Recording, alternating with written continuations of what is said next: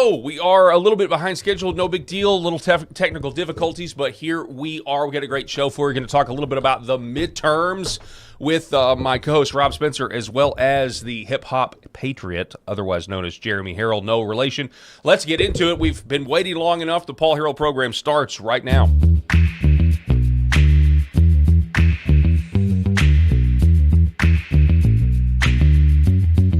Paul Harrell program.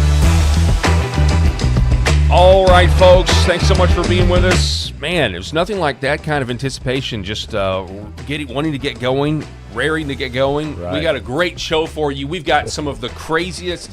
Also, we got some really good news, by the way, with what's going on with the green card delay. We're going to talk about that because we got all these people that went home for their final green card interview, but now they're just stuck there. And maybe they'll be stuck there indefinitely. Rob Spencer, my co-host, in seat number 2. Hey, Paul, hey, that's great when you start the morning with a little bit of surprise and pizzazz.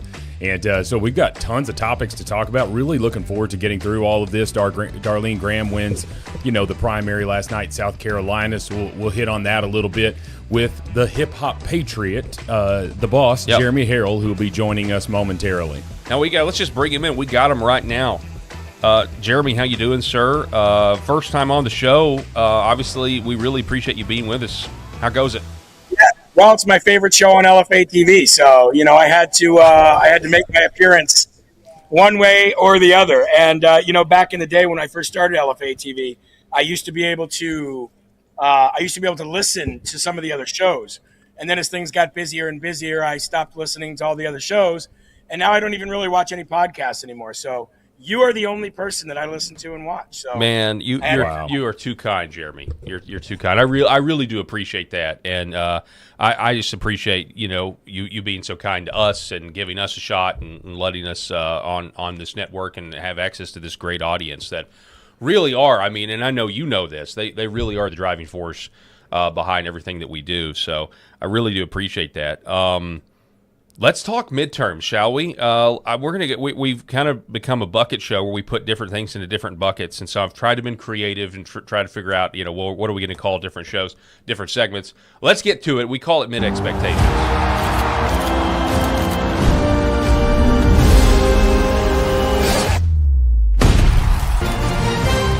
Now, what I'm trying to do here is just temper our expectations. Obviously, I hope things turn out fantastic, better than great.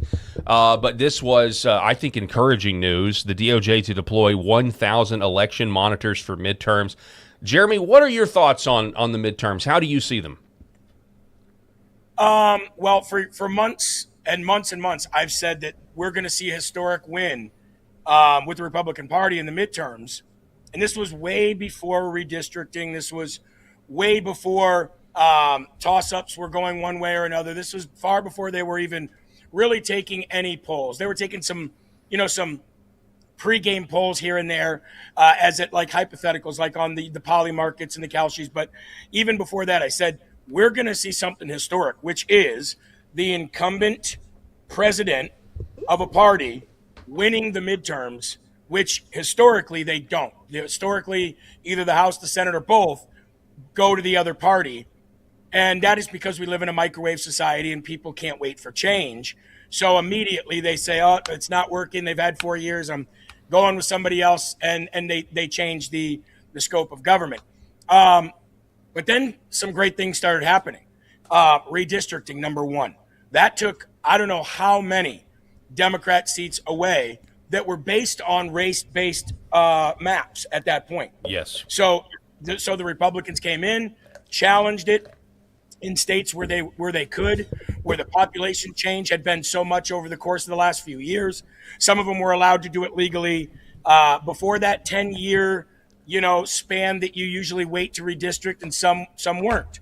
But for the most part, Republicans won that battleground of redistricting. And I'm looking at it right now, 2026 Cook Political Report, which Cook is pretty good, but again, all these people have been wrong a lot since President Trump came on the scene.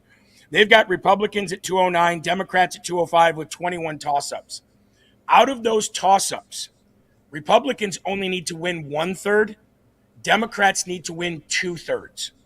And when you look at the Democratic Party being split with Democratic Socialists of America fighting the Democrat Party, it's very similar to the way the MAGA populists came in and started fighting rhinos. We're 4 years ahead of them. And because they're just starting to do that now, and the country's still rejecting socialism, it looks to me like it is a very, very big uphill battle for the Democrats to come out on top, especially when their war chest is less than half of ours at an RNC and DNC level, at a Republican Party and a Democrat Party level on top, and of their super PACs. You also got President Trump, who's sitting on a $400 million war chest that he's about ready to unleash. He's actually given some behind Ken Paxton because Ken Paxton is being outspent 20-1. And you've got Elon Musk, who just said, I'm about ready to dump in millions into the midterm. That's which is ultimately the key, just like it was in the 2024 election. Now you start putting poll watchers out there and you start dealing with these mail-in ballots and the Postmaster General behind it. I don't see how the Democrats realistically win. I just don't.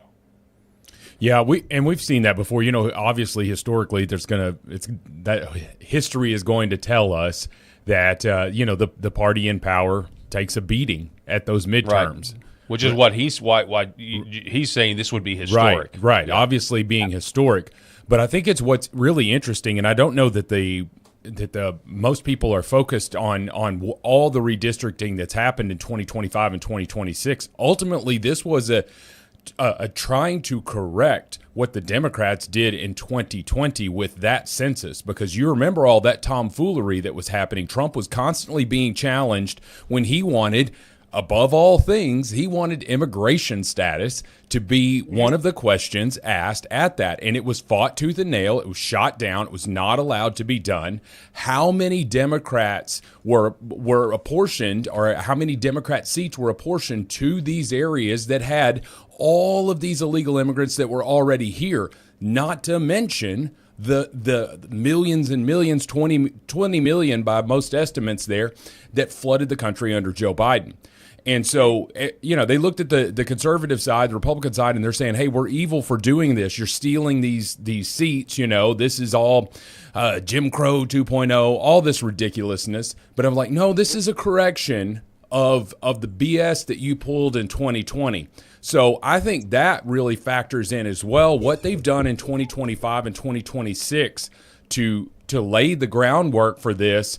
And my biggest fear is that we may limp in with higher gas prices and limp in with all of that stuff. And because, with the money that they're spending, the issues, those kitchen table issues, as they like to call them, and that's like, hey, can we afford our stuff this month? Can we afford, are we going to run out of money? So, Jeremy, I wanted to ask you, if you see, what would you say is the most likely thing that we could pinpoint as this happened?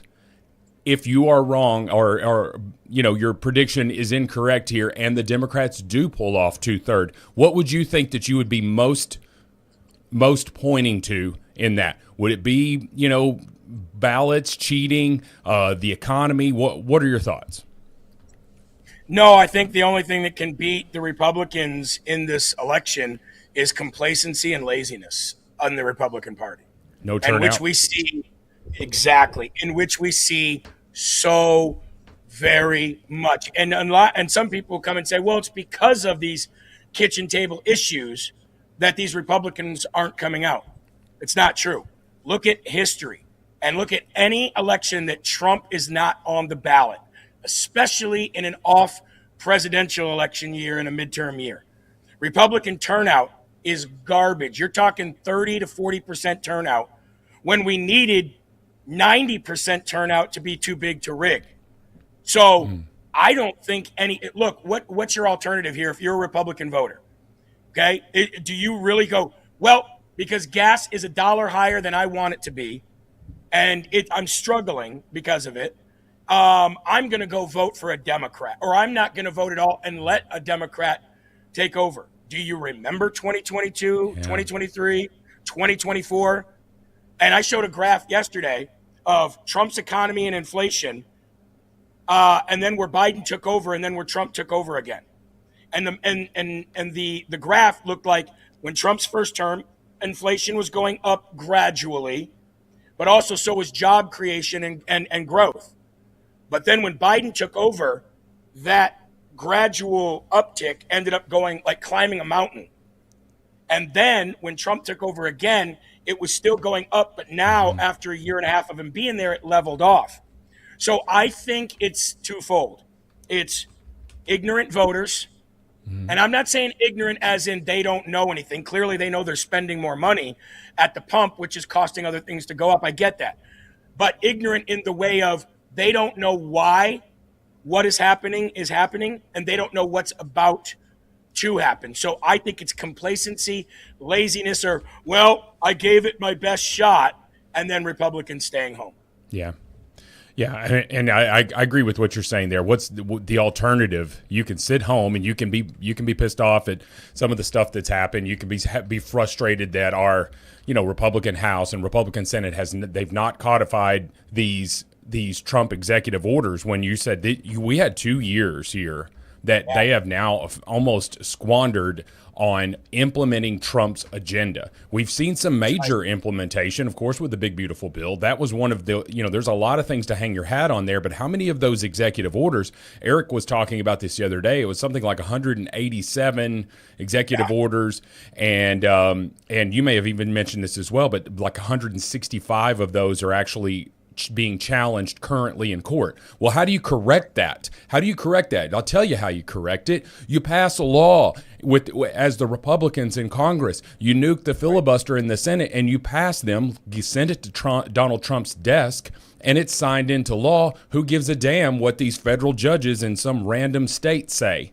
And so I think that there's going to be some frustration about that, maybe from some Republicans.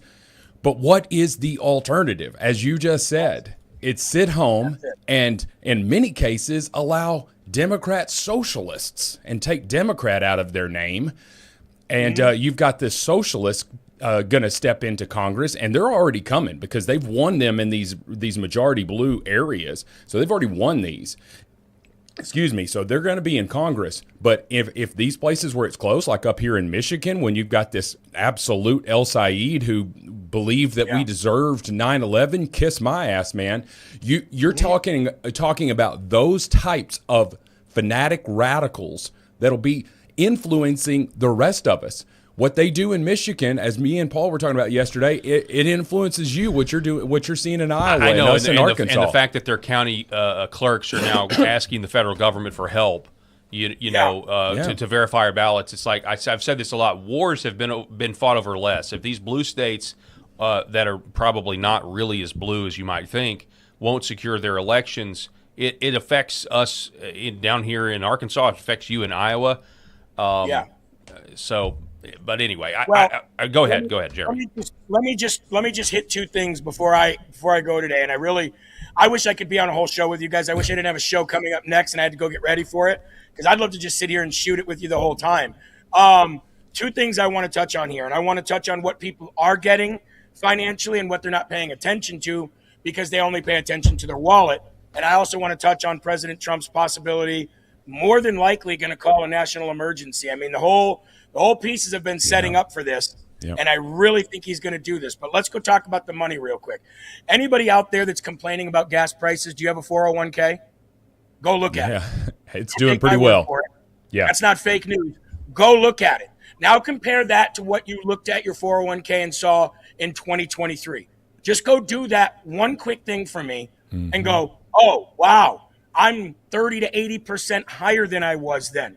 So if you're in a tough time right now, borrow against your 401k tax-free and pay it back later. That's number one. Number two, wages for bottom earners in America, report just came out, up 5.5%.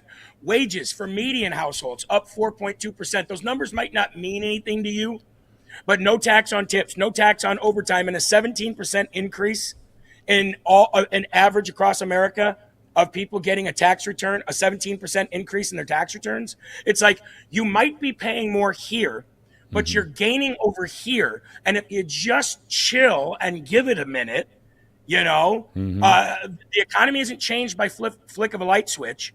if you just chill and give it a minute, then that golden era that President Trump talks about will come along, and then you can backfill what you borrowed from if you have a 401k. For people that don't have a 401k, I get it. I'm speaking to thin air. But there are great, good things happening in this economy, and you've just got to wait a little longer. Now, if we got rid of 30 million Americans that were putting a strain, 30 million illegals that are putting a strain on every system that we have, from housing to medic to healthcare to food to water, that might be a little bit of a relief if we could just get rid of them. But he's fighting that as well. Yeah. So I implore the people out there to look at what you are getting rather than what you're not getting. It's not a have your cake and eat it too world. But the alternative, as Rob said, is socialism and crazy. Yeah. Now, I just want to touch on this, the national emergency. Oh, yes. President Trump he's been setting the stage for this for months.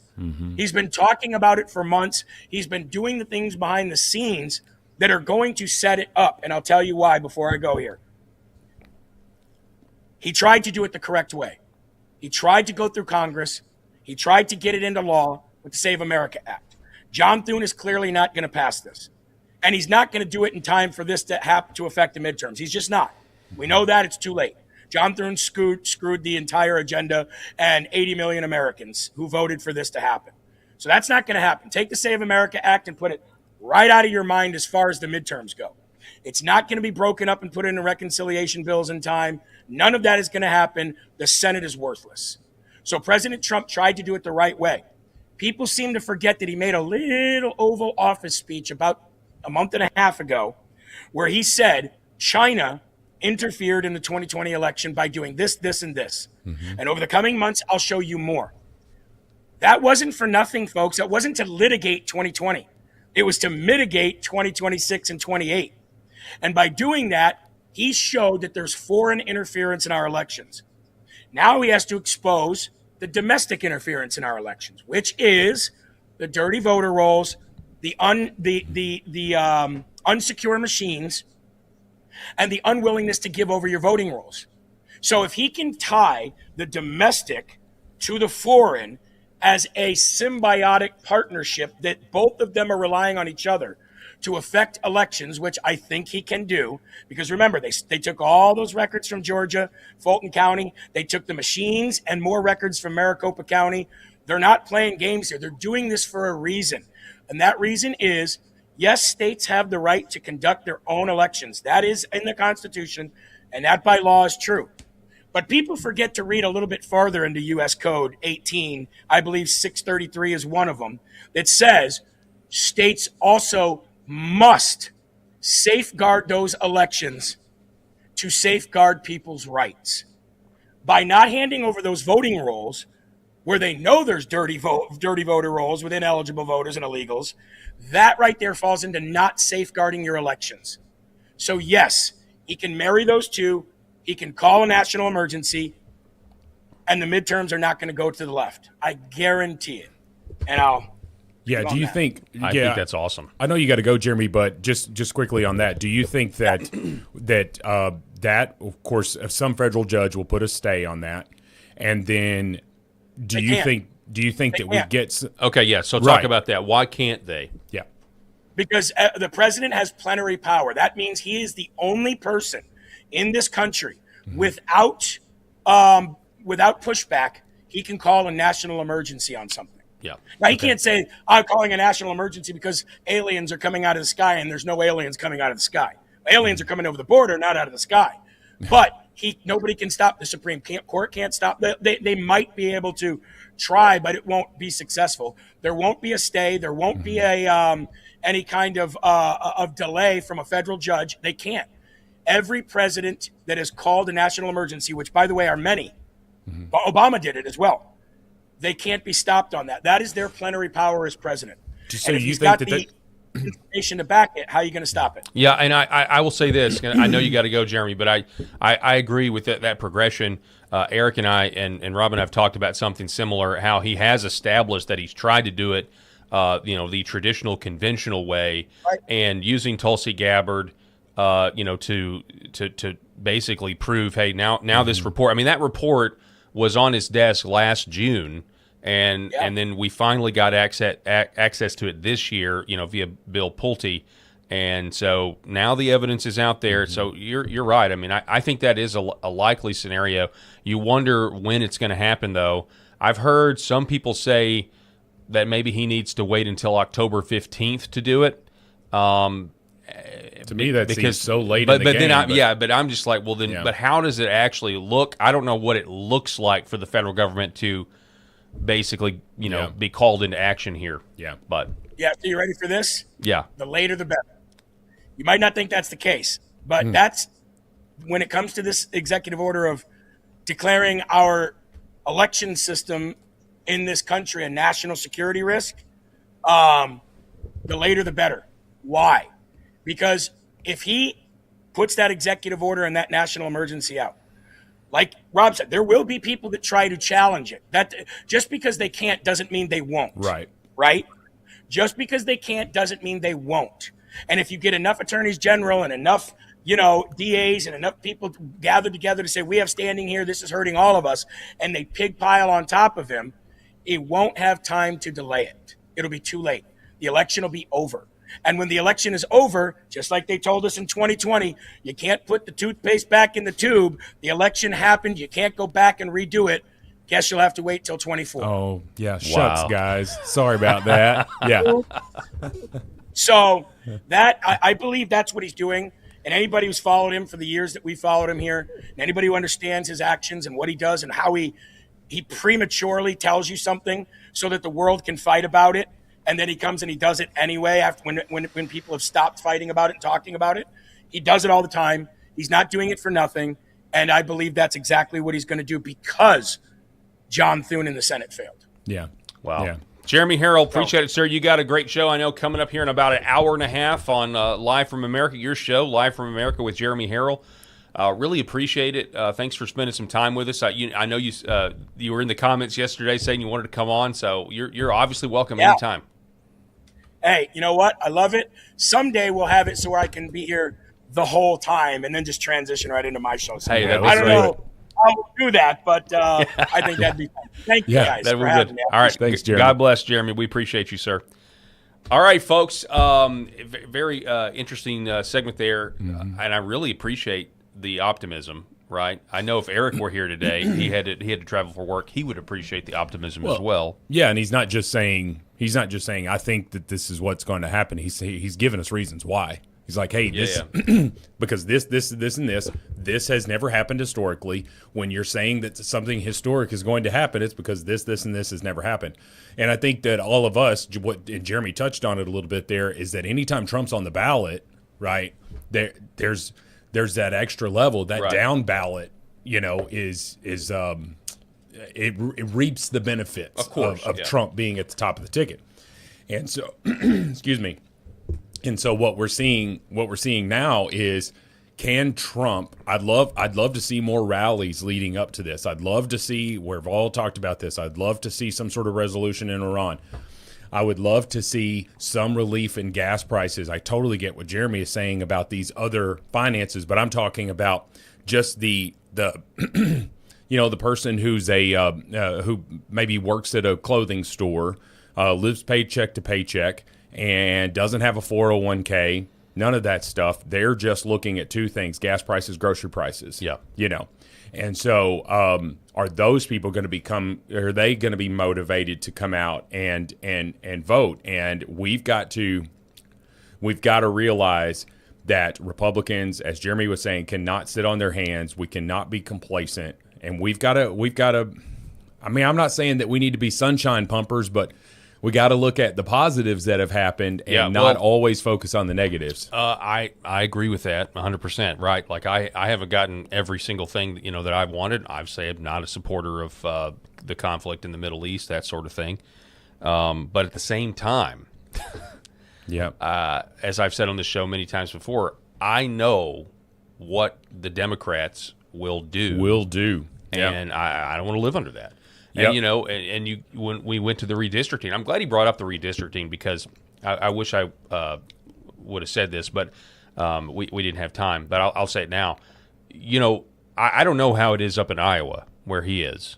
But I know what I've realized with the Supreme Court decision that essentially said, hey, you cannot have congressional districts based on race.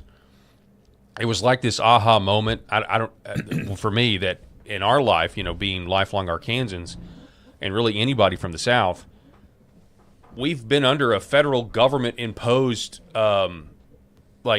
speed limit as to how we can conduct our elections. Like, the South has been playing this game with one arm tied behind our back. We've been playing this game with a governor on our golf cart. Higher density of African Americans live in the South. And we haven't – we've got 60-40 states, just like New England has 60-40 states that are all blue. No Republicans up there. And yet we were having to, because of the Civil War, which none of us had any part in, we're essentially having to I know it's just not because of the Civil War, but we were basically having to play at a competitive disadvantage. Yeah. And that is actually infuriating to me as a Southerner. And I'm super glad that we now can redistrict. But then over in South Carolina, which, by the way, Darlene Graham did win, over in South Carolina, though, they were trying to redistrict, and you had that Republican Senate majority leader or whatever is the pro temp over there saying that we don't need to get rid of Clyburn's seat because the strong Democrat Party. We work best when we have a vibrant Democrat Party. It's like but not anymore. No, maybe that was the case. Maybe that was the case 50 years ago or something like that. It's certainly not the case now.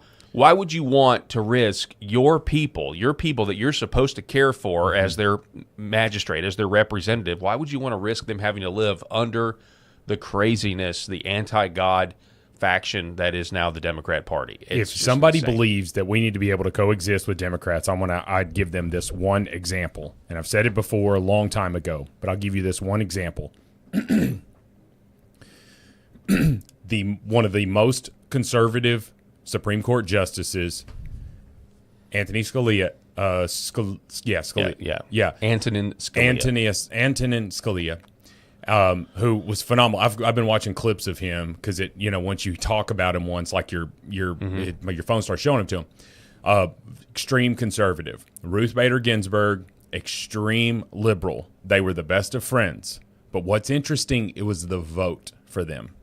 Ruth Bader Ginsburg received almost unanimous. I mean, I don't know, it was something like maybe 98-2 in the vote in the Senate. And it wasn't quite as skewed, but it was probably 90-10 for Scalia. And so that there were tons of Democrats voting for Scalia, and there were tons of Republicans voting for Ruth Bader Ginsburg.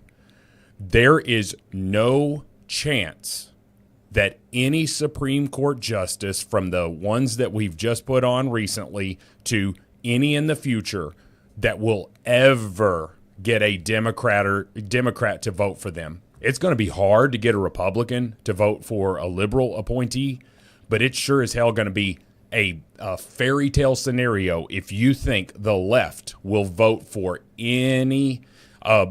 She was out of her mind there a little bit, Dianne Feinstein, right before her death. But she took all that heat for saying that Amy Coney Barrett was impressive. Okay? Watch her, Amy Coney Barrett. I mean, we've got some frustrations over her now, but watch her confirmation hearing. She was incredible. She was citing these cases with no notes. And so in that old world where those other two were appointed, then Amy Coney Barrett would have received votes. You had liberal women voting against another woman when they say, we've got to support women and all that stuff. That's a long bit. But I just say this. Just ask somebody, if you think we can coexist with Democrats, will a Democrat ever vote for a Republican's nominee for the Supreme Court ever again? And if they say no, they're a liar. Excuse me. If they say yes, they're a liar. If they say no, then there's how you know we cannot coexist. They are not bipartisan anymore. Mm-hmm. They are obstructionists. Well, I had this article up for the last, I don't know, however many minutes, but I just wanted to reiterate this whole Canada trade war thing that you're seeing. This headline over at Zero Hedge: U.S.-Canada trade war threatens electricity imports prices. I think, we've got other articles. Has Canada basically decided to, jump off the cliff to their economic doom, that sort of thing?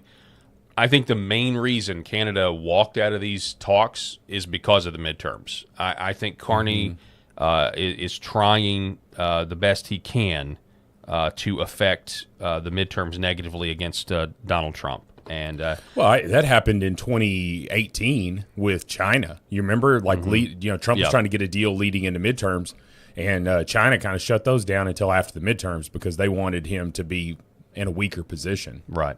That's exactly what's going on here. So, but we'll see. I mean, ultimately, it becomes a game of, who can hold out the longest. And, what President Trump says is, Canada has a lot of the benefits of basically being a state of the United States without formally declaring it. I don't know. We'll see.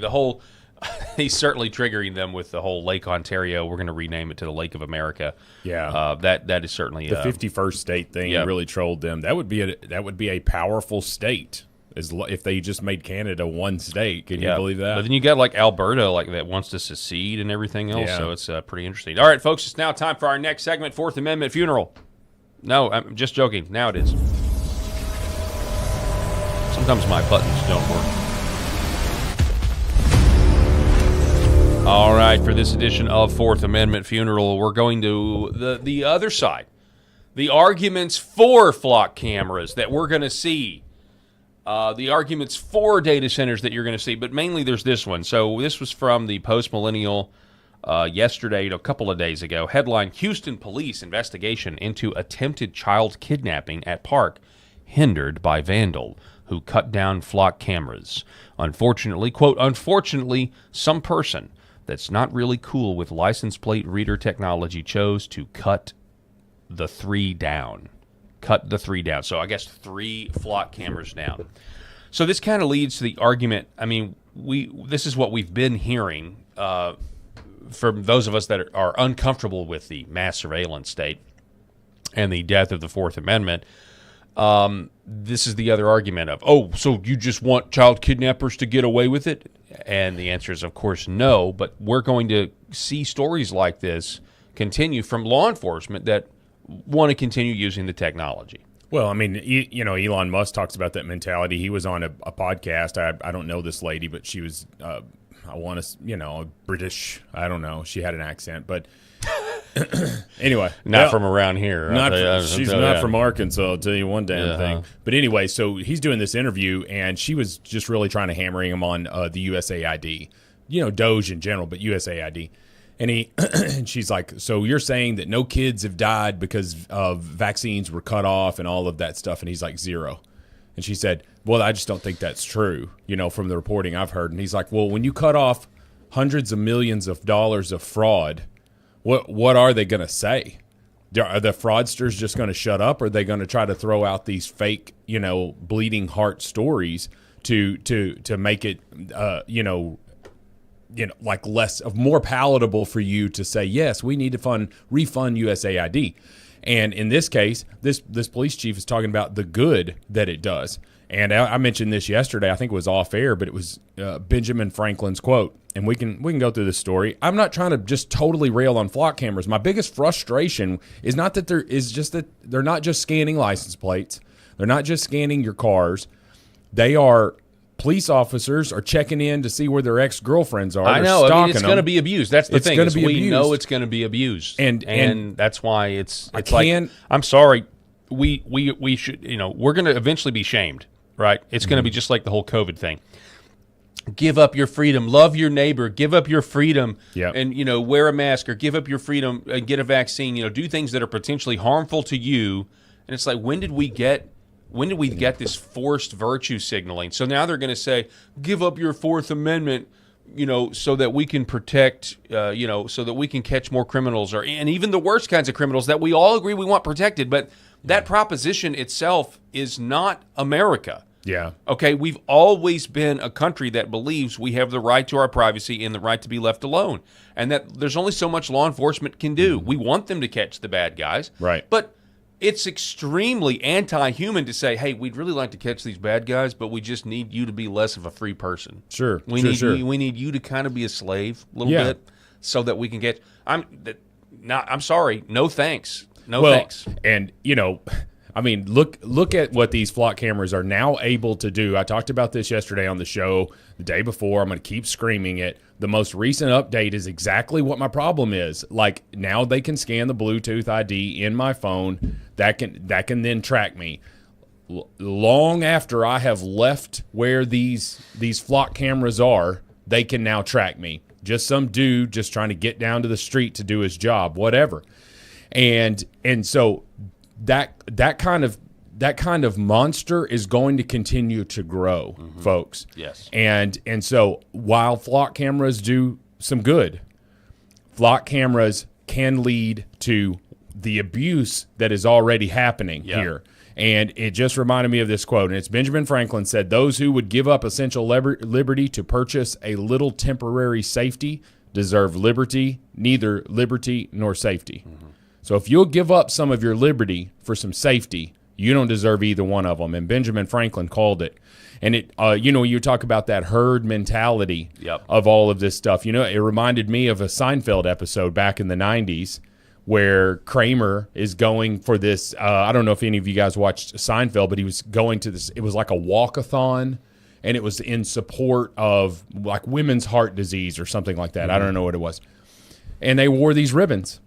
Oh yeah, the ribbons. Yes, and he was like, okay, and he's like, "Oh, I'm walking, but I'm not going to wear the ribbon." And he's like, "Why are you not going to wear the ribbon?" All these people just start asking him, and they end up chasing him down the street because he won't wear a ribbon. And of course, everybody's laughing.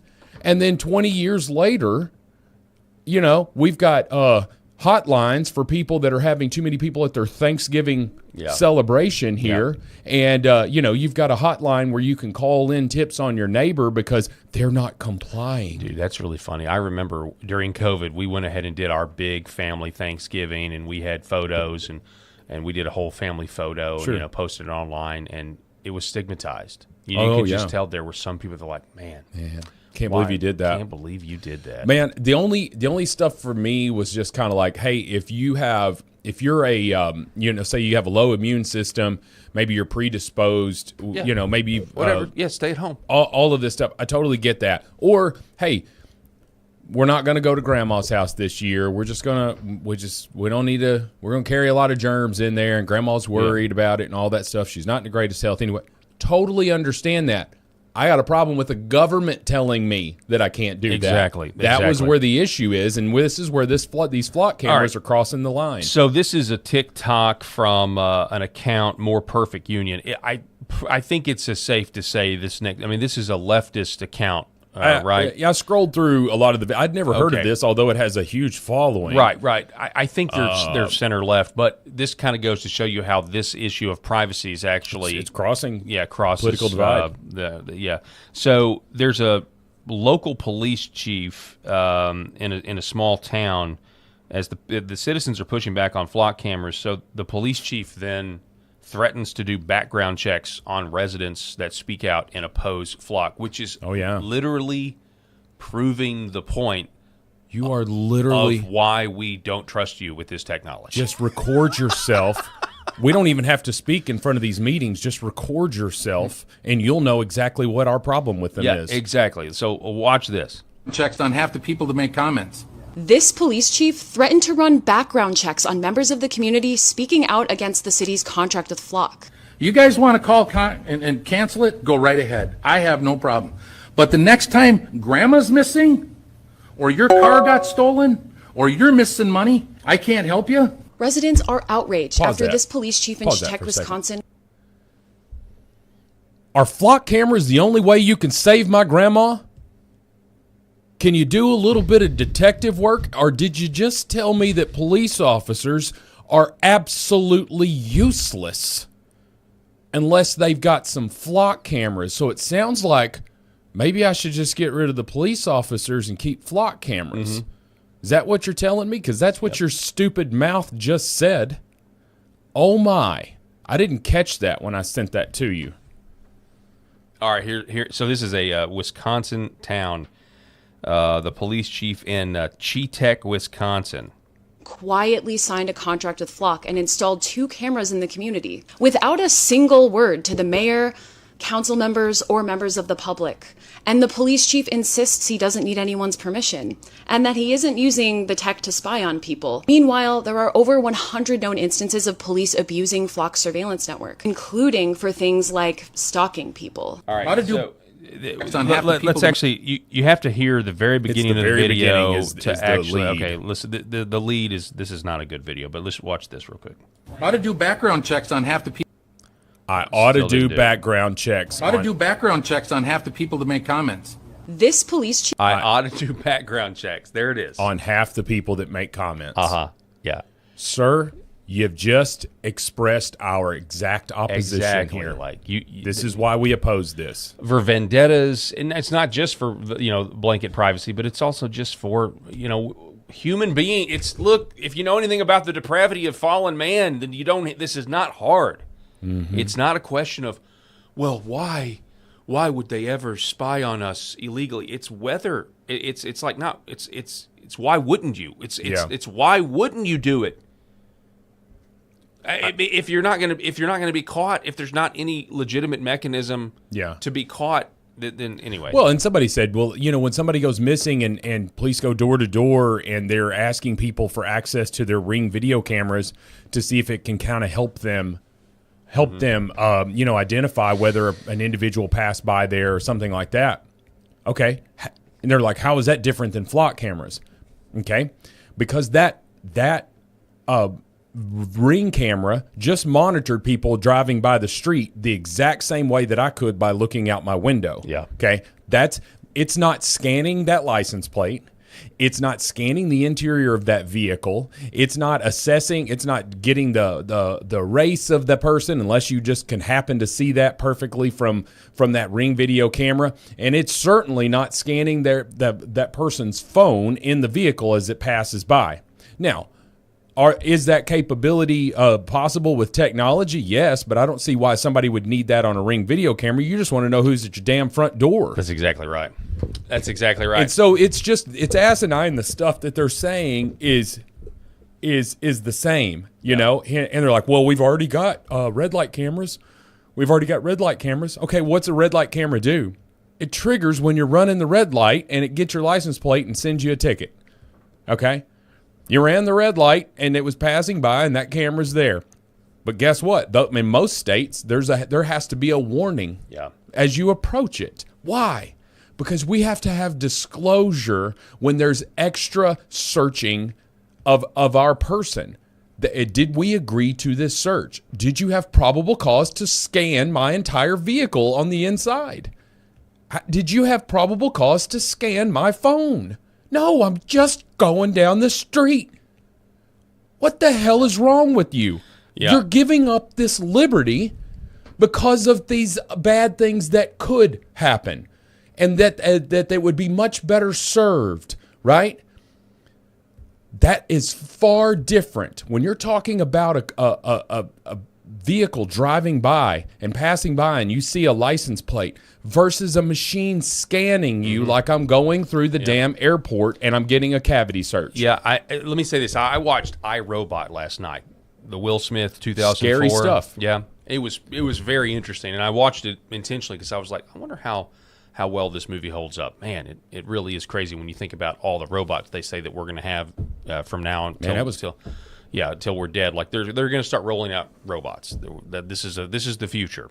So you really start thinking, okay, this is a brave new world. A lot of problems potentially could arise from this. But I also saw the highway transportation in that film and how they had it was mostly automated. You could go to manual control to drive on the streets, but yeah, it got me thinking because I was talking to my wife and I was telling her my theory here about the flock cameras, that one of the ways I could see this all panning out is the flock cameras go everywhere. And then eventually they'll get so good at catching not just red light runners, but speeders. I'm talking 1 mile, 5 miles. Like they'll just see that as a revenue cash cow, right? And that in turn would then potentially push people. Like if going faster doesn't get you there, like I know for a fact right now, because I used to be at the Capitol. I used to be at the Capitol in Little Rock all the time covering things. So I knew that if I went 82, 83 miles an hour from my driveway, I could be I could be literally in my parking spot. I had a parking spot in the Capitol in an hour 45. Okay. Right? Like, I knew that. And I knew it would take longer if I went, 70, 75. Like, so if you take that away, though, and it's like, but there's flock cameras everywhere, and I'm going to get a ticket. I'm going to pay. And maybe they like that. Maybe it becomes like, we'll pay extra. If you want to go faster, then you're just going to have to pay extra. I don't know. But I think eventually people will be like, well, you know what? I'm going to do a driverless car. Like, I'm going to do an automated car because I'll let it go the speed limit, right? There's no point in having manual control if you have flock cameras everywhere. And then I thought yesterday, what'll even happen is you talk about the shame factor. The machines will come in and say, "Oh, we can get you there faster. If you let us drive, we can go 100 miles. Everybody can go 100 miles an hour. Sure. And we can coordinate it. And now you're there much faster. But in order for that to happen, you're going to have to get rid of manual drivers. You're going to have to make manual driving illegal in order for it to be safe for everybody to go down an Autobahn. This is the progression that we're going. And exactly generally right. speaking, it'll be, oh, that's so convenient, but you will lose the traditional, rugged American spirit of being able to get in your car and drive where you want to go and you being in control. They want us to depend on these machines. I'm telling you, we've got to say no. The rise of the neo-Amish in some capacity. I'm not saying we reject the light bulbs, but in some capacity, the neo-Amish have got to say enough's enough. Like, how much of our own autonomy are we going to let machines have? In other news, speaking of police work, actual police work, non-flock camera police work. There you go. If you're going to fast food restaurants. Okay, if you're squeamish, you may want to turn this off here. You may want to turn this off. If you're going to fast food restaurants, folks, you just got to be careful because you never know what you're going to get. Woman is suing after she claims she got herpes from eating a sandwich from Arby's. The Oklahoma woman says she started developing symptoms in March. She went to the doctor and tested positive for oral herpes. She says that she noticed the manager at the Arby's was visibly experiencing an active outbreak at the time, and she asked to see surveillance footage. The lawsuit claims that workers tried hiding it from her, even bribed her with free food to drop it, but she didn't. She got the police involved. They were able to get that footage, and the lawsuit says it shows the manager spitting into the woman's food. The manager has now been charged with felony poisoning with intent to injure. Meanwhile, the victim is suing Arby's for allowing the woman to work near the food while having an act. Listen to this. A woman is suing after she... Boy, that's disgusting. That is disgusting, ladies and gentlemen. Now, have you heard about I think this video, this incident, you've got to kind of put it together with what's going on with Texas Roadhouse. Have you heard about Texas Roadhouse? I have heard that. Okay, no, just tell me the whole thing because Texas Roadhouse I've just caught denies reactions. it. Okay, Texas Roadhouse denies it. Okay. But allegedly there was a group chat. There was some massive group chat among Texas Roadhouse employees where they were recounting, and I don't believe it was just one location. I think it was like just employees of Texas Roadhouse, and they were talking about how they discriminate, allegedly, this is what was said, discriminate against black customers, and that they, also don't treat their food very well or, sit them all in the same section and that sort of thing. So Texas Roadhouse has come out and said, hey, this wasn't, this they deny it.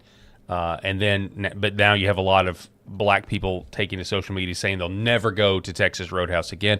There was allegations, I think, of even putting staples, like metal staples inside the rolls that they were serving black customers. I mean, really, like objectively terrible stuff. And honestly, when I read it, I was like, oh, this is like my worst nightmare because, of tit for tat. Yeah. It's like, well, does that mean that there's going to be, black chefs and cooks that are going to start doing this to white people? I mean, I immediately thought of myself. Yeah. Well, what I started getting is reaction videos, and they were like, it would be from servers, and they're like, oh man, what am I going to do without my $0 tip and rude feedback? Oh gosh, what am I going to do about my comped meals and low tips. You know, they were just kind of talking about that stuff.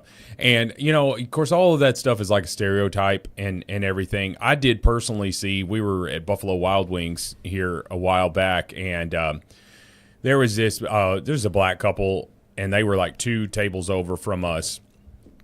And the only reason I knew that is because I was I go into that Buffalo Wild Wings all the time, and so I knew that server, and she looked really flustered, and I was walking up because I was about to leave, and she said I was like, "What's up?" And she said, "Well, I can't please these people. They keep you know, they're not rude or anything, but they keep asking for this and that, and you know, and can I whatever." And I was just like, okay, well, I get it, all that stuff, whatever, running you to death, right? And then the guy walks up and hands her a $20 bill, the black guy, while I was standing there, and said, "I don't need any change." And they walk out, and she goes, okay, his bill was $19.99. Oh my goodness! After tax, it was literally $20, and so she's like, she got a penny, you know, tip, and of course I gave her a large tip to try to make up for it and all this. I over tip anyway, but regardless, and so I was just like, oh well, I've heard about that stereotype that black people just don't tip very much, or you know, and that those stereotypes exist because people reinforce them every single day. Well, you see it. And one really eye-opening thing for me was this woman who was she had owned black owner of a restaurant, and she's owned it for this point for 15 years. And she was doing a video, and she's just like, yeah, listen, I love my brothers and sisters. I can't stand it when they come in the restaurant. I can't stand it because they don't tip my servers. And she goes, I already know this.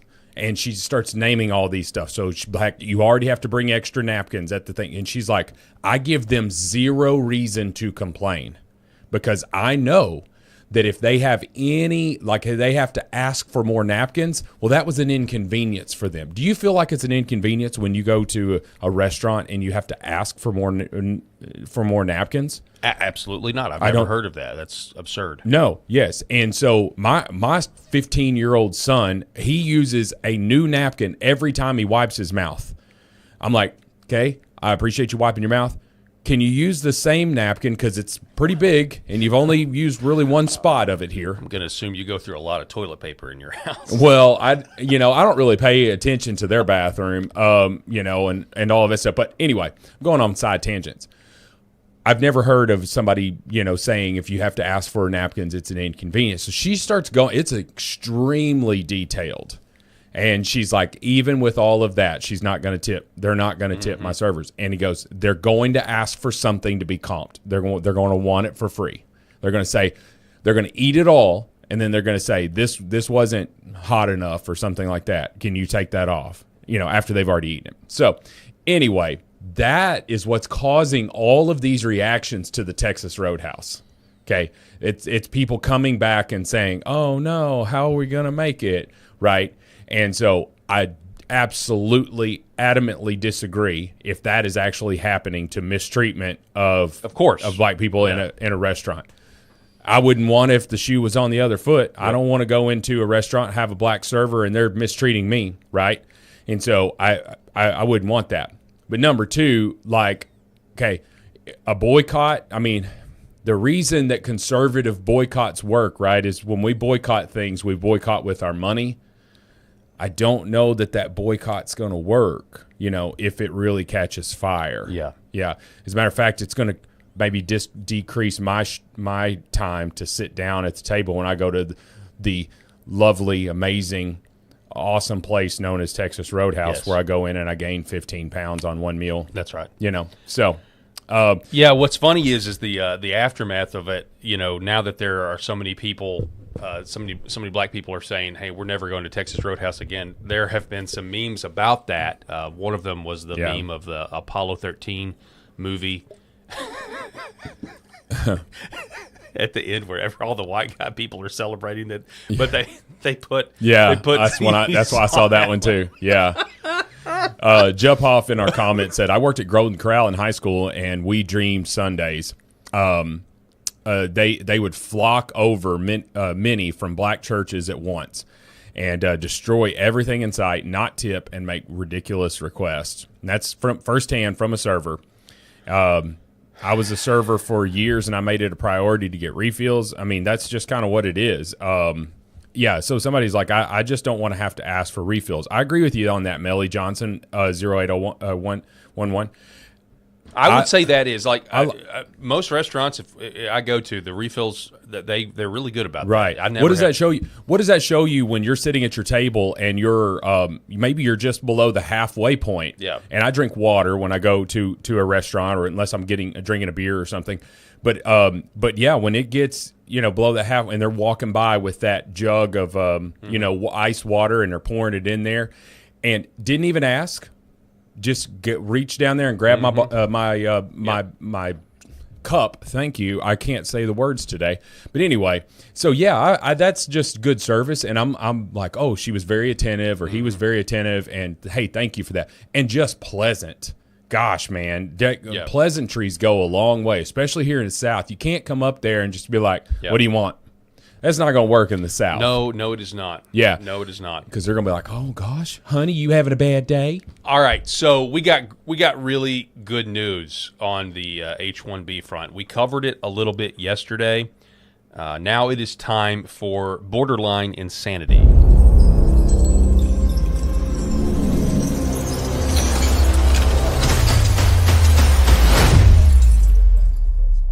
Awesome. All right, for borderline insanity, we appreciate it, chat. Thank you for participating. This is good news. All right, we covered it yesterday, but I'm going to tell you why it's even better news. So right now, under the Federal Register, the fee for certain H-1B petitions, it's going to be $103,000. This is the proposed rule change. And now you, the taxpayer, can go and publicly comment on this proposed rule change. You have until September 24th. This document has a comment period that ends in 30 days. Yep. And it is under this statute that they have gone around what the court said and basically said, okay, we're gonna impose this fee for H-1Bs, $100,000 per application. And even if you get rejected, you still have to pay it just to get in line. So this is a big deal. DHS now taking public comments on its proposed new H-1B fee. This is your chance to put something on the official record if you believe employers should have to seriously recruit Americans before hiring H-1B workers. Say it. Now is the time. $100,000. Okay, this is fantastic. But let me tell you what happened in May. Go ahead, Rob. Yeah, I was just going to say, so chat, all of our listeners, anybody that sees this clip, even if it's clipped up later, if you see this clip, go to this website and give your thoughts, and hopefully you're in support of this. Yep, it's under the Department of Homeland Security. Department of Homeland Security. I'm sure you could just Google it, H-1B, petition feedback, something like that, because we the little screenshot that we have does not have the web address in it. But so let me tell you what happened back in May. You guys, this is gonna blow your mind. He told me this before the show. It just blew my mind. We didn't cover this, but in May of this year, May 28th, this article was written. New Trump administration rule forces most immigrants seeking green cards to return to home countries first. Houston immigration attorneys say the policy memo issued by the U.S. Customs and Immigration Services late last week has the potential to jam up immigration courts as people trying to remain in the U.S. legally seek to avoid deportation. So what does that mean? It means that if you want to get your green card, the last step the U.S. government is now requiring you to take is to go back home for your final interview. And then you have to come, then you can come back if you get your green card. Fast forward to today. The Times of India, not happy with this. The Times of India reporting this. Headline, mass cancellation of non-immigrant U.S. visa appointees triggers panic. State Department says it's for training. Thousands of visa applicants all across the world received emails from their embassies and consulates that their visa appointment has been canceled and will be rescheduled only after September 1st. This happened to non-immigrant visa applicants, which include student visas, work visas, tourism visas, etc. The email spread panic as they came in the backdrop of several visa-related developments coming from the State Department. These mass cancellations were reported not from any specific country, but sporadically from all across. So all across the world, this is happening. They got this email. We regret to inform you that your upcoming non-immigrant visa interview appointment has been canceled. Your interview cannot be accommodated until after September 1st. You may apply at the U.S. Embassy Consulate in your country of nationality. We regret any inconvenience this may cause. That was posted on Reddit. Okay, so let me go to China. So that's India. So that's India and China. So just for reference on why these guys are frustrated, India, most populated country in the world. China, second most populated country in the world. South China Morning Post with this headline: Frustration in China as U.S. freezes green card interviews worldwide, citing training. They canceled appointments, or the canceled appointments mark the latest squeeze in a tightening vice on legal immigration during Donald Trump's second term. Now, why does all of this matter? Well, I'm going to let this account from the Ant Sync kind of explain it to you guys, because this is really good news. Anyone who was here and was trying to get a green card was told you have to go to your home country right before your interview, right before the last step for you to receive your green card. You have to go home and you have to do that interview at home. It wasn't like this with the previous administration. This is something that they just started doing. Well, all those people that went home because they were at that point, and they're saying it's in the hundreds of thousands of people, right before their interview, all of their appointments have been canceled. This is worldwide. This is not just people from this country or people from that country. Anybody who is working on getting a green card, working on a visa program, this also does include the H-1Bs, went back to their home country. The appointments have been canceled. There is no notification, no notice what's going on. They haven't been told, and they can't come back. It's a beautiful thing. It's a beautiful thing. When I first read it, when I first watched it, I thought, "Oh, is this guy upset about this?" And he's like, and then no. he just drops in, here's how I feel. It's a beautiful thing. Now, this is for also, like he said, there's a lot of H-1Bs that are trying to get more permanent status, and so they go home. Yep. And so that means let's just say they're not coming back potentially. Yeah. So let's go through like how a scenario might play out. So someone comes in a couple of years ago. I don't know how. Do you know how often the H-1B visas have to be renewed? Is it every couple of years? I have no idea. It's a giant scam. Yeah, for sure. And so before I say that, I'd be interested, because I do know that it has to be renewed constantly, right? Yeah. I'd be interested to know if those people are grandfathered in on the $100,000 thing. I don't think they are. I think it's going to apply when they come up for renewal. Yes, we're going to have some mass exodus from this country, because especially if Donald Trump is still the president, if as your renewal is coming up, then what does that mean? That means that for you to we just got to do a final interview here. Need you to go back to India. Yep, just go back on over there. And they're like, but I've been here for 12 years. Okay, sad story. Got to go back home. Go on back home to India, and we'll set up that Zoom with you. We'll send you the Zoom link. Just watch your email. You watched your email. You got an email from them. Your appointment has been canceled. Maybe it'll be rescheduled in the future. Well, and so the State Department is saying that the reason the cancellations are happening is because they are training the interviewers, or the people conducting the interviews. They want them to be. They want to put these applicants under more scrutiny, right? So they need new training to do that. But if you think about logistically, doesn't it make a lot more sense that if you're going to deny somebody their green card, they're already back home in their country of origin. So if you deny them while they're here in America, well, now it's up to them to go back home and obey the law. We know they're not going to do that. Yeah. So logistically, you're back in your home country. You've left your work. Now, and in some cases, people have left their families, which means, well, are the families going to come back? Sure. Too, potentially. But now you're already there in your home country, and you're denied your green card. Well, guess what? There's nothing else the United States has to do. We don't have to spend any resources trying to round you up. We can focus on the illegals that we're rounding up right now. Well, so this is really good. This is like, I love it. This is like, one of the rare instances where the bureaucracy of the federal government is actually working for the American people's benefit. So I'm going to give you, just a real quick story that I heard yesterday or the day before, and it was a woman. She was on, the TikTok or whatever, and she's crying, and her story was going viral. And even The View, Sunny Hostin, or whoever with The View commented on her video and said, check your DMs. We would like to get more information from you, and we will reach out to you. We want to amplify this story. And here's what the story was. That this guy was in the country legally, says his doctor, or his daughter.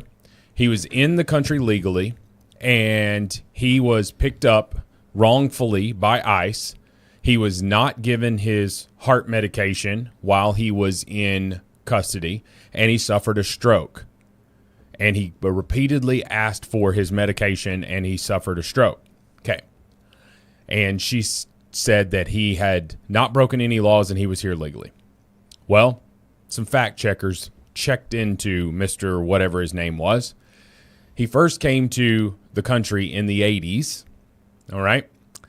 He was arrested and even convicted of larceny, theft, scams. He was running 9 kinds of scams, and he had his final visa application and order for removal came through. In 1991, this man was supposed to leave the country in 1991.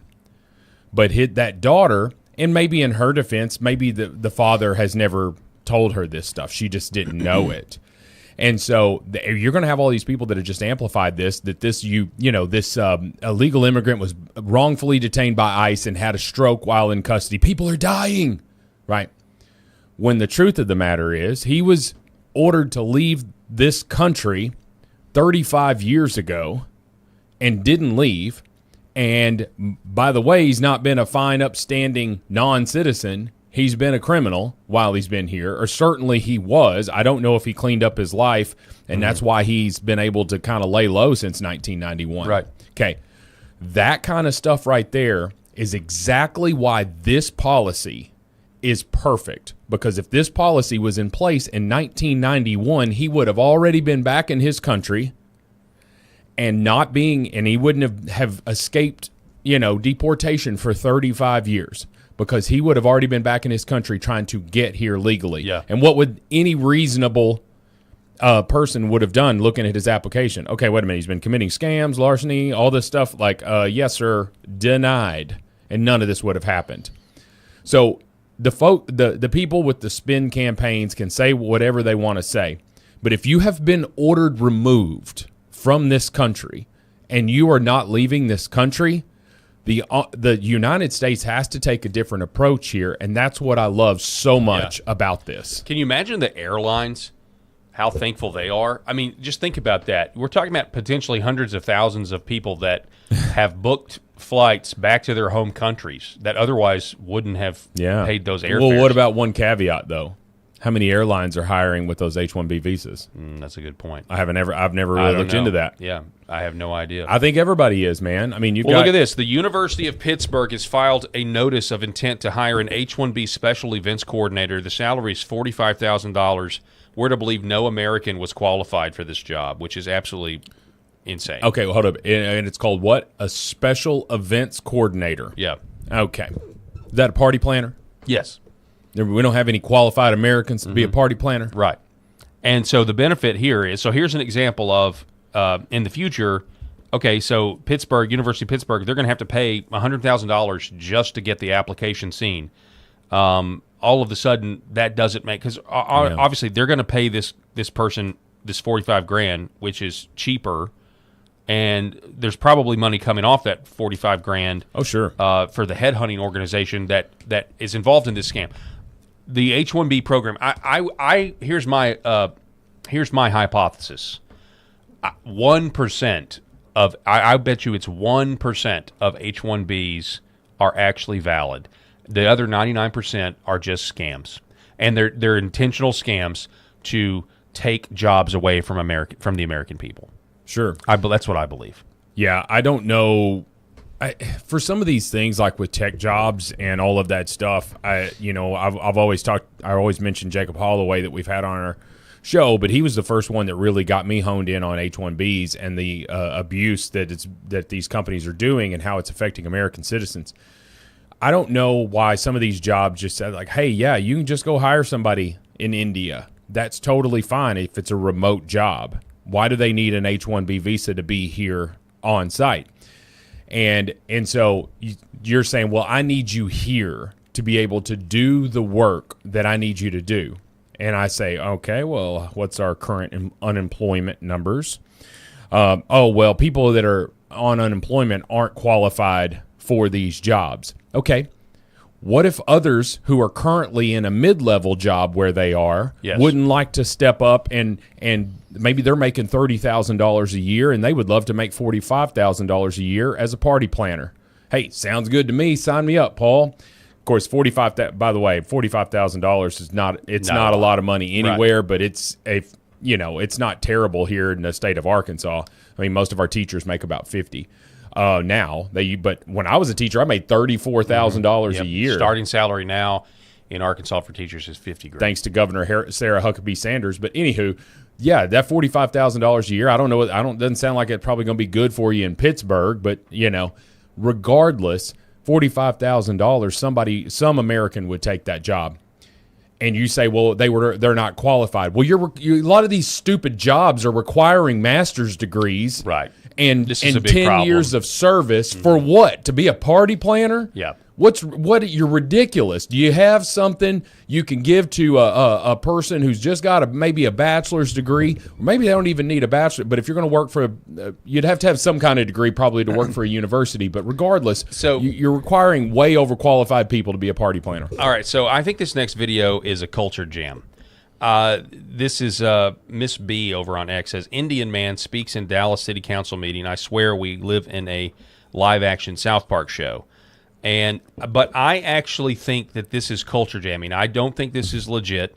I think I think this is a Mexican I think this is a Latin man. So you think he's trolling? I think this is a Latin man who is making fun of Indian people. This is the public comment time in front of the Dallas City Council. I like the music. Hello, beautiful people. Hello, Benchers. How are you guys doing today? I hope you're doing pretty good, just like me. So, by the way, my name is Biljit Benchot. I come from India, born in Dallas, Texas. I come from India, feel like, born in Dallas. The reason why I come here is because, call centers. Call centers is very important for me. I graduated from engineer, and so I feel like call centers needs to be more in the Dallas city, and I feel like us Indian people need to understand that there needs to be more of this going on. Just because we always help out a lot of people with tech support, and maybe like. I feel like the Hispanic accent breaks through to the Indian every now and then. Just listen carefully. Well, and they're not buying it. Careers or something, you know what I mean? So I feel like, that's very important for us to do. Another thing is, Indian bazaars. I feel like the Indian community is very, is expanding in Dallas. So I feel like there needs to be more Indian bazaars, so we could go ahead and put call centers in there. And we need more call centers in the malls. In the malls. In every city of Dallas, I feel like call centers needs to be a thing over here. I have over 25 call centers in India. And when church, I'm telling you this is very important. Okay, so another thing is I feel like we need to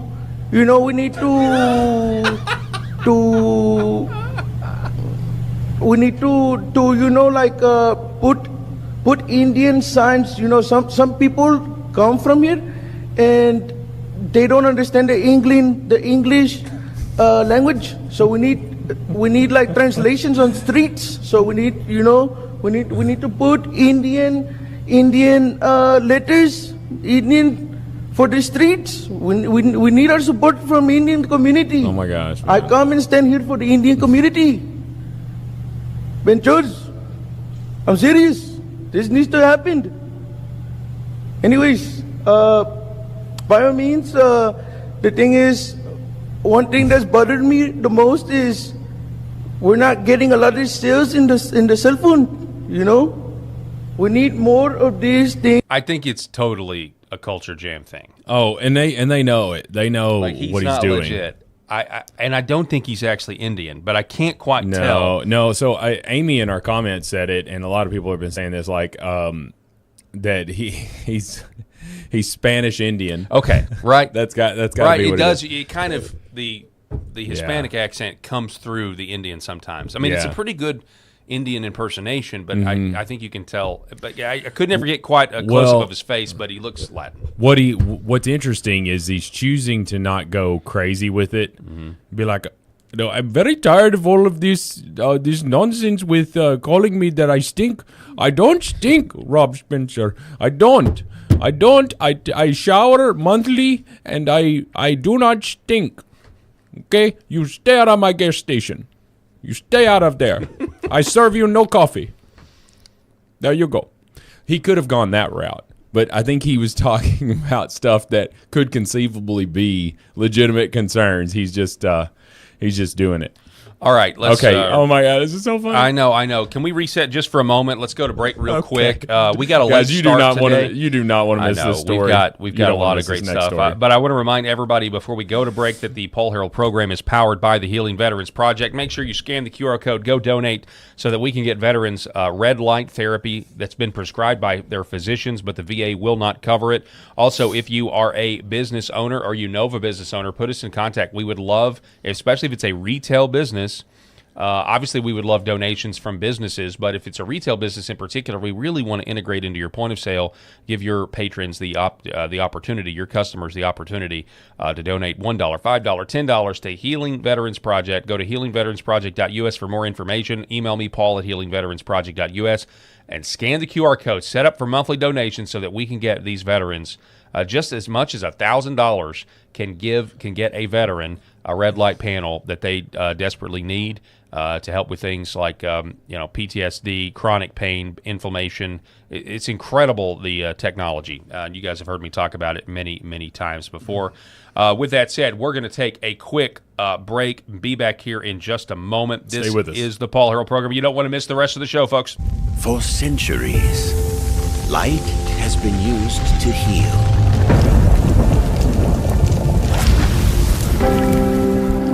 Awaken the body with Red 5.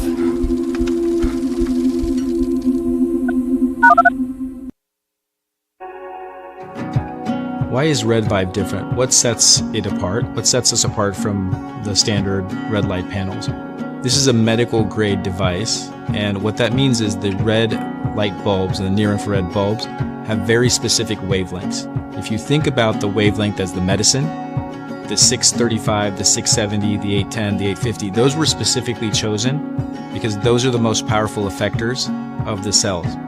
So those specific wavelengths, when they get into our body, when they affect our tissue, they spike energy production, they help with nerve pain control, they increase stem cell counts. There's very specific mechanisms that those specific wavelengths work at, and that's the medicine. So if you think of, say, medicine as an Advil or a specific steroid or a blood pressure medication, the wavelength is the medication. The other part of that, whenever you take a medication, is dose. Right? So you have the medication. So if you take 1 milligram of Advil, and the average dose of an Advil is 200 milligrams to 800 milligrams, it's not going to work. That doesn't mean the medicine's bad. It just means you didn't take enough. Right? And so even if you have the right wavelengths, first you have to have the right medicine, and then you have to have the right dose. And to have the right dose, you have, in light therapy, you have to have enough energy. So you have to have a powerful bulb. The LED bulbs, or light emitting diodes, have a specific wavelength, and that wavelength is the medicine. And the wavelengths that have been studied and published on that are the most powerful in affecting healing and the changes that we want to see with our bodies and our health are the 635 wavelength, the 670, 810 nanometer wavelength, and 850 nanometer wavelength. Those are all going to affect the mitochondria, the cytochrome C oxidase, and affect those powerful long-term changes and affect that downstream pathways. And that's what you get with Red Vibe devices. The highest efficacy, the best wavelengths, concentrated to help your health.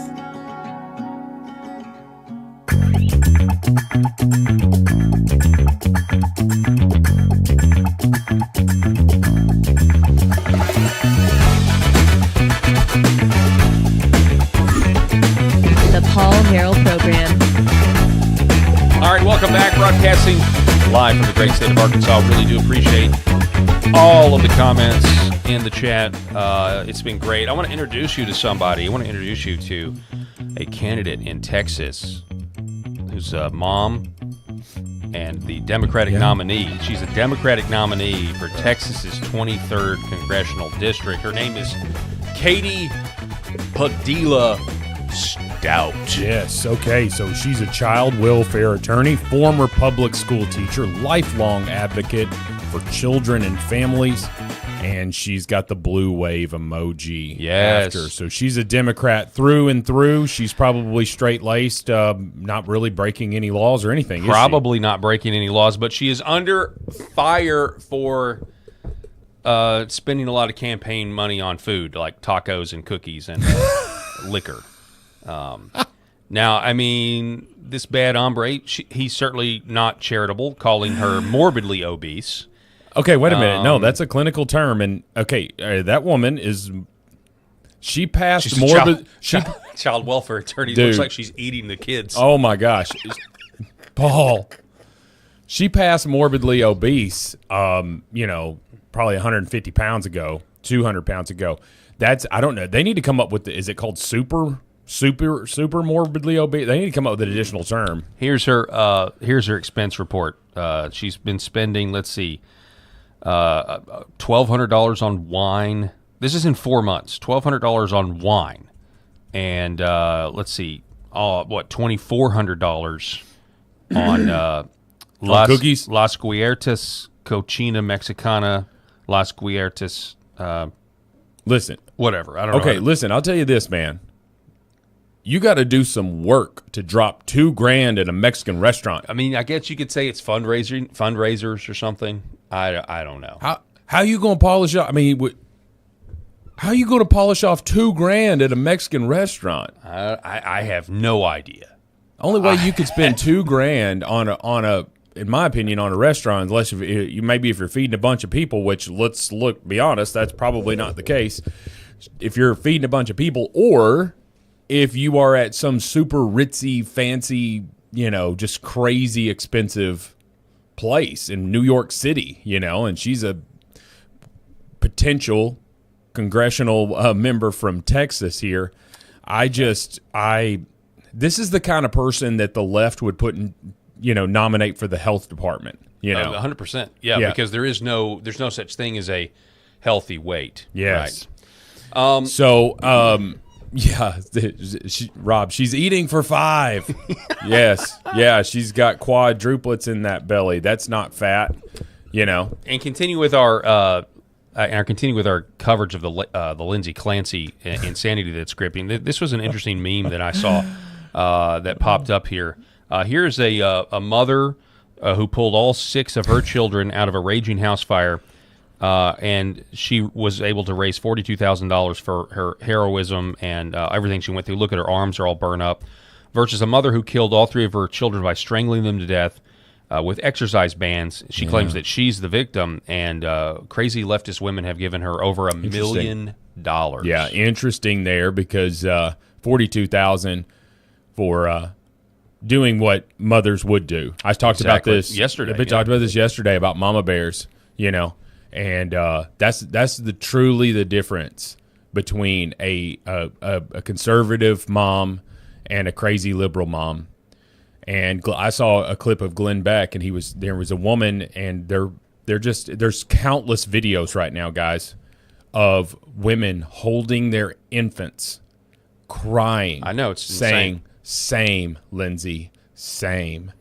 And I'm like, somebody call DHS. And there is, countless. I love following law stuff. I've talked about that before. I'm crazy. I follow, listen to Supreme Court cases.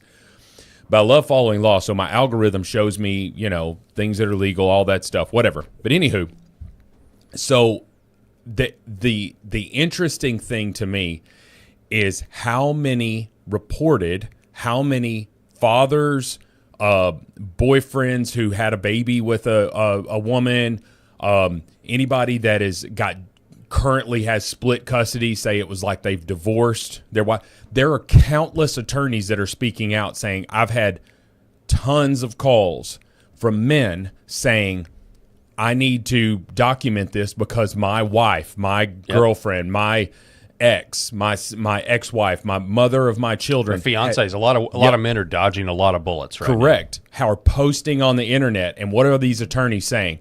You download all of it. You put it in a digital file. You make sure you cannot lose it, because that stuff, all of these crazy-ass women, their stupid, psychotic support of this child murderer is about to be in front of the public courts. And these men, I pray to God that they are successful in taking their kids away from these women who are openly saying, I am a danger to my children. Right. Okay? Right. What is wrong with the left? Women on the left, they kill their babies in the womb. They kill their babies when they've got postpartum depression, psychosis, all of that stuff. They mutilate their children in the name of ideology with transgenderism, and they want to say that they have the guts, the unmitigated gall to tell me that they care about children. They're crazy. And I'm saying, I know many sensible Democrat women who are just, hey, I just don't like the right. I just don't like this stuff or whatever. I believe in helping people. They're going to fly the gay pride flag and all of that stuff. And then you've got this crazy-ass group that is sitting over there further to the left who are holding their babies in these things saying, I am a threat to this baby. And they're trying to tell me that I'm the wrong one. I'm the crazy one. I'm in a cult. Don't try to spew your lies and insanity on me. This woman saved her 6 children from a burning fire to her own expense here, which she gladly made. Can you imagine? That's a lot of fire damage on her arm. It's not just on her left arm. It's on her right arm as well. She's pulling her children out of this fire because that's what mothers are supposed to do. That's what parents are supposed to do, protect their children, not murder them, and sure as hell not support others who murder them. We've lost our minds as a world, as a globe.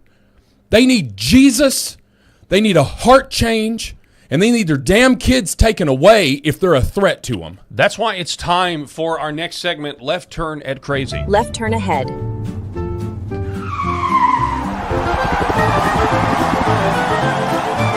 Crazy. All right, so this comes from Thomas Corbett Dillon. This is a viral clip that's gone around. It's awesome. Where you've got these women defending Lindsay Clancy on national television. Paul, it's those two ideologies that I was trying to draw a distinction from. Yep. Perfectly on display in this split screen. They should be commended because they did. I've had it with you. Oh my God! They and should be commended. They didn't kill their children. She's a murderer. These women are cheering. These are man-hating women that are standing outside. This is what it's about. They think the husband did it. They're crazy. They've lost their mind. Do you know why they're waving for a murderer? Do you know why the woman is in a wheelchair? Did you even notice that she's in a wheelchair? Couldn't care less. She's a murderer. Because she jumped out the window after this happened. So she should have. I'd have pushed her. They say that Lindsay was in psychosis. I think these women are suffering from psychosis. They've been watching too many true crime Netflix dramas. You know, this was an incredibly privileged woman, incredibly wealthy. She had a nanny, and she's still complaining that she needed help. She could not have got more help from the system that she already have received. This is a murderer who strangled her children one by one. One of the boys ran away, and she chased him down and killed him. Laurie Watkins. What you just said was absolutely disgusting. Thank and you. You should be ashamed of yourself. Thank you. And you can hear that he's not. Give her a glass of This is wine. true. You clearly don't care, so pipe down. I don't care. And by the way, men watching this, if you have a doesn't woman sat care. next to you on the sofa who is defending this murderer, you got to think deeply No about one's this. I've seen defending. weddings So of we people need to have talk some about this. empathy with- Talk to your women and There's a find out difference. what are they thinking. They're defending this woman. It's I don't think insane. anybody's defending what she did, but you can have empathy for what she Nobody went is. through and how she. I know many women that this has happened to. No, they did not kill their children, but they also, what you failed to Well, mention. they should be commended quiet, because they did. please. I've had it with you. Oh my God! They And should be your commended. They sexism didn't and kill their misogyny. children. She's a murderer. These women are cheering. I'm done. Love it, Dude. I love the British accent to it all because it just communicates beautifully how insane this is. And he said it right, but so good right there at the end as well when she's saying, there's so many women who have gone through this and have experienced this. Now, they haven't killed their children. Exactly. Okay, but they've experienced postpartum. Postpartum is real. I'll never experience it, and I don't know anything about the symptoms of it. All three of our children are adopted, so I never saw that with my wife. You know, we don't have any biological children that she would have gone through with all of this stuff. So I'm not trying to sit here and speak about the details of this thing that I know nothing about. But there are plenty of women who have suffered through this and didn't kill their children. And she's like, well, yeah, they didn't kill their children. And he goes, what should they be commended for that? Oh, man, she's such a good mom. She has never tried to kill her children, you know? She needs an award. That's the bar. That's the standard that we're setting here. She's such a great mom. She never even tried to kill those kids or anything. You know how many times she gave them a bath and was thinking it? Let me just hold this kid's head underwater. Yeah, she was thinking it, but she never did it. Such a good mom. These women are lunatics, the people supporting her. Based on this logic, we get tweets like this from Steve Loves Ammo. It's with a sad heart that I have to post this, but every single ICE agent in the country has been diagnosed with postpartum depression. So whatever happens, happens. Oh, man. That brings us to this next clip. Why are women so unhappy? Why are women so unhappy? A recent broadcast of the Adam Carolla show, he was interviewing a professional on this matter. Sure.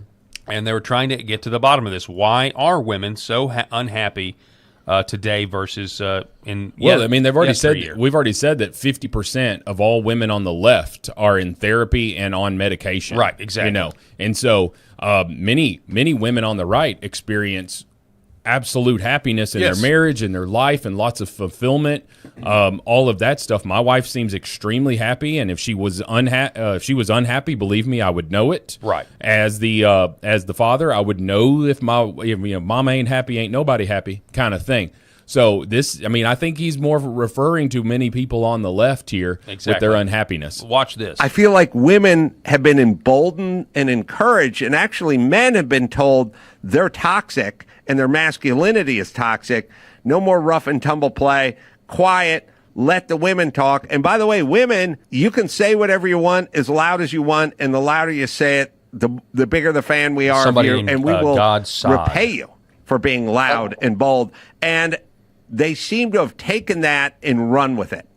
Well, that's the parasitic idea of radical feminism, right? And so let me explain the difference between equity feminism and radical feminism. Equity feminism is simply the idea that men and women should be treated equally under the law. There should be no institutional, discrimination against one sex or the other. Based on that definition, then I'm sure that both you and I would put our hands up and say, yeah, okay, sign me up. I'm an equity feminist. Radical feminists then come along and say, it's not enough. I'll just interject. Not really. I don't think women should be drafted and be treated equal under the law.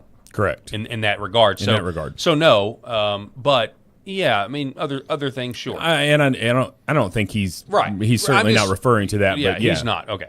For us to achieve, parity under the, the legal framework, in order for us to truly squash the patriarchal sexist status quo, we have to promulgate the idea that men and women are indistinguishable from each other.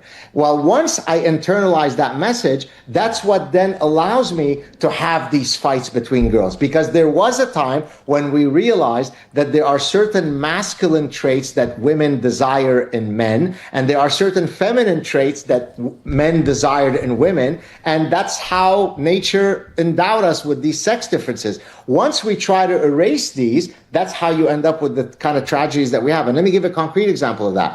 When women were sold the take out your bras and burn them, if men can have meaningless one-night stands, so should you, ladies. Well, many women internalized that message and went out and had meaningless one-night stands and didn't get children and went up the corporate ladder. But then 20, 25 years later, they were existentially unhappy. In my previous book, Prior to Suicidal Empathy, I talk about the longitudinal data on happiness, and I show that while men's scores on happiness has not changed much over the past 40 years, that of women has precipitously plummeted. Well, because you are asking them to internalize a message that is contrary to their most fundamental sex-specific interests. It's not difficult. Yeah, and that's exactly what someone was saying here in our comments here.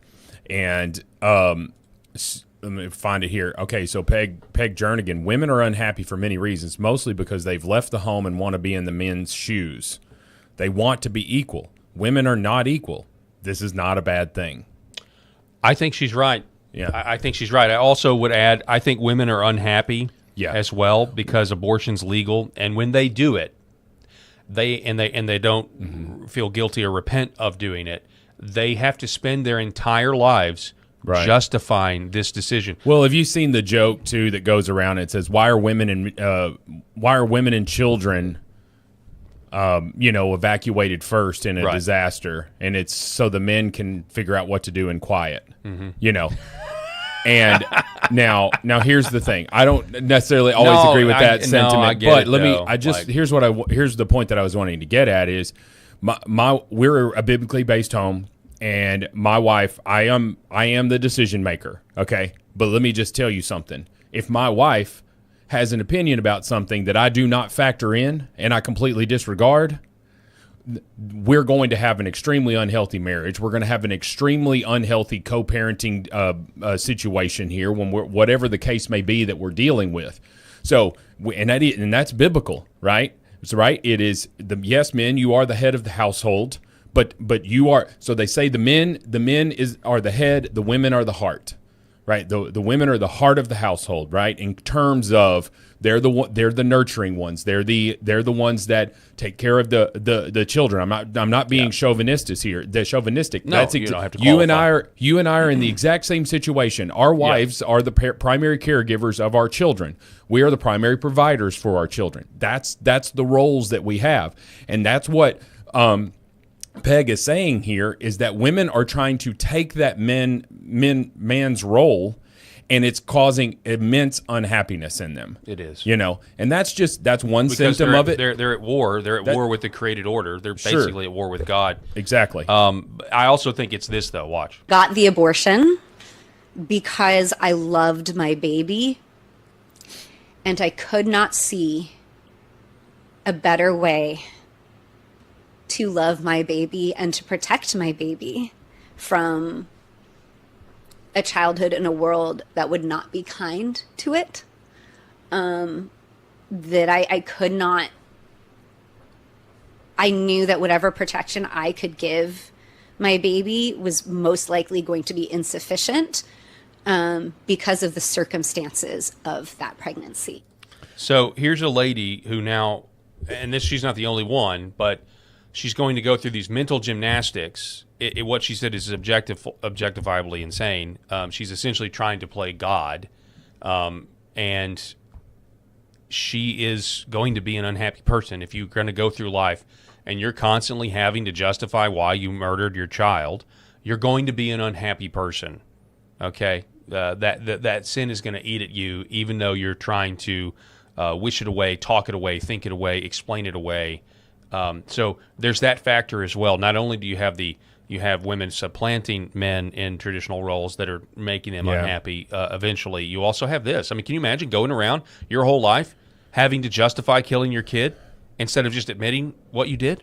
Yeah, listen, we're a far cry from what Hillary Clinton said when speaking in the early 2000s, late 90s, whatever this was, when she believed, and even when she was running for president, she said, I believe in abortion, but I also believe that it needs to be rare. She talked about that it needs to be rare. And that we went from that to partial birth abortions. Yeah. That's how far the extreme has gone on the Democrat side, who's always sort of believed in pro-choice. Okay. Big key here. Someone said it in our comments as well. I loved my baby, so I killed them.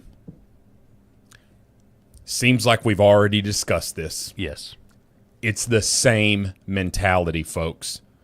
If that woman has herself a man, whether it be a husband or a boyfriend or something, I sure as hell hope that he saw that and said, no way. No way do I want this woman to be the mother of my children in the future. And sitting there talking about murdering her child in the womb because she loved the baby and she knew the world would be cruel to it. You totally don't understand the mom's role in it.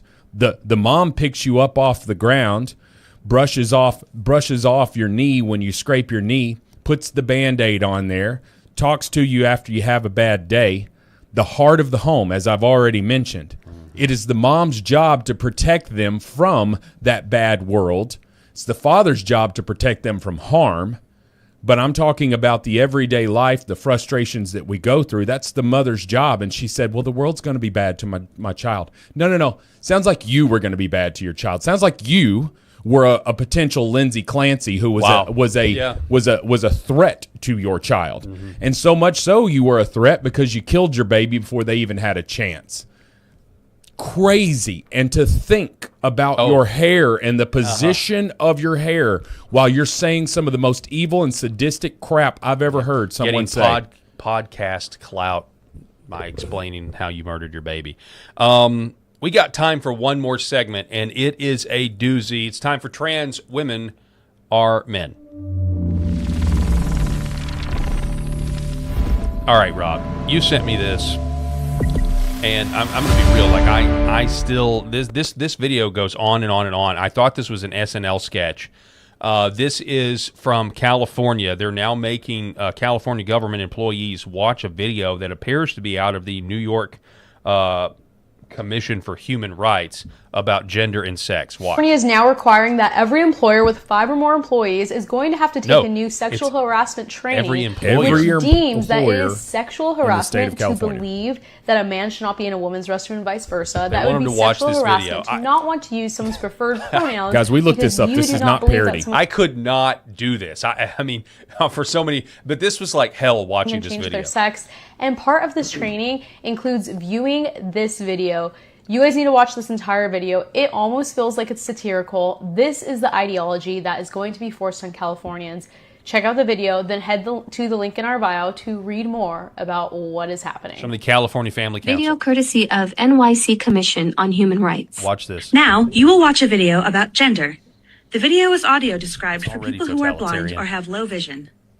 In a classroom, 2 people present. We're going to take 2 minutes to talk about gender. Oh, this has nothing to do with me. Well, actually, gender does have to do with you. Not to me. Hold on. Everyone has a relationship with gender. Whether you've thought about gender a little or a lot, it has impacted you. How you were named, what clothes you wear, expectations about what jobs you can do. And you get the point. Yep, every single person watching this video has been taught about gender from the very beginning, from birth. We like to define people, right? So when people are born, society defines them by looking at their reproductive organs and labels them male or female. It's a girl. Actually, it's more complicated than that. It's really not. Gender can be broken down into gender expression or gender identity. Let's look at some gender identities. I'm Sophie, and I'm cisgender. The majority of people in our world identify as cisgender, sometimes without us even knowing it.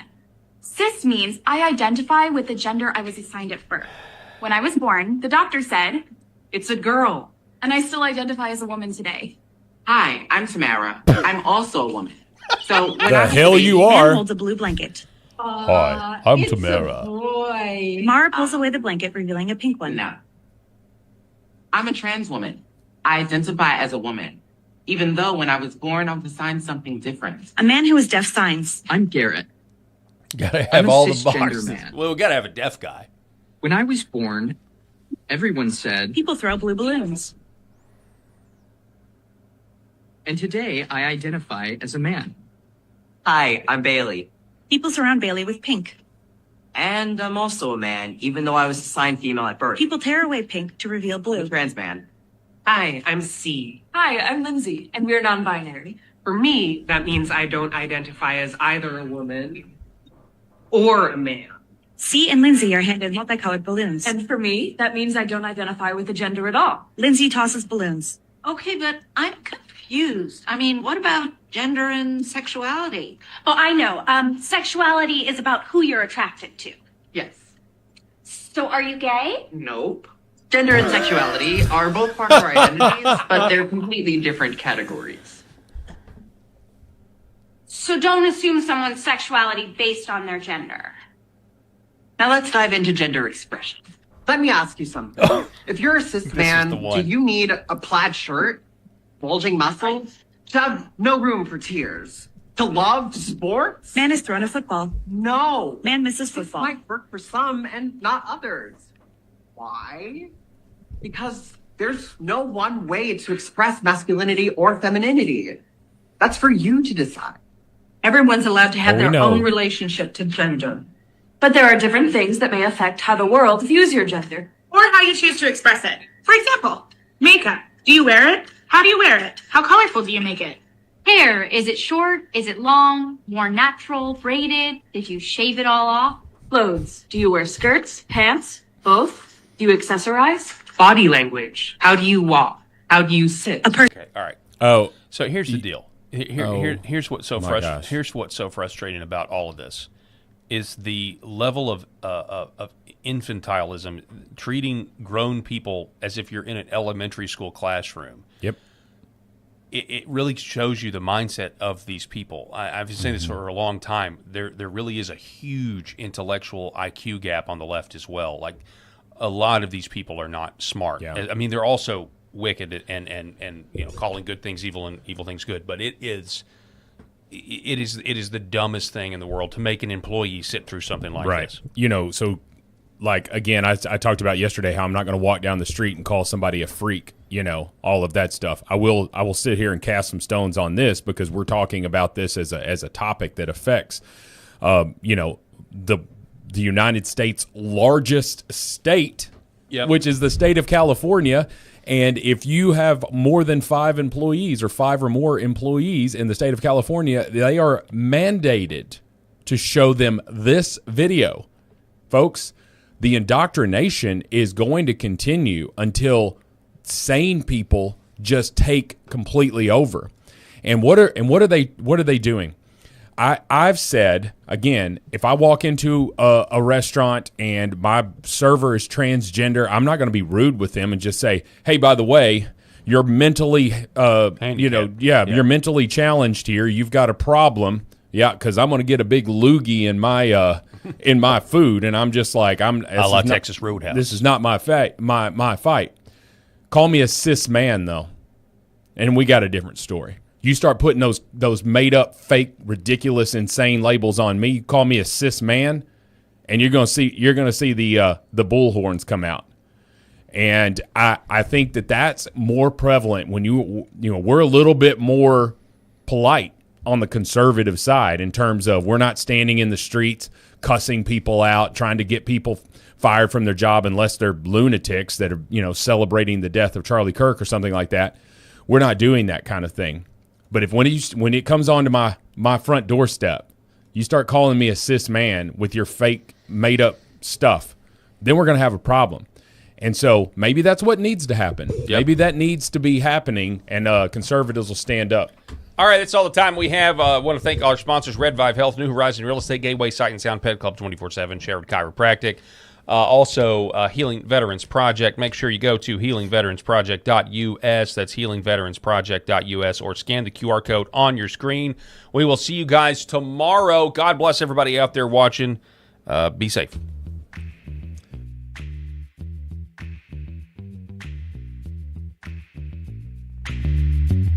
The Paul Harrell Program.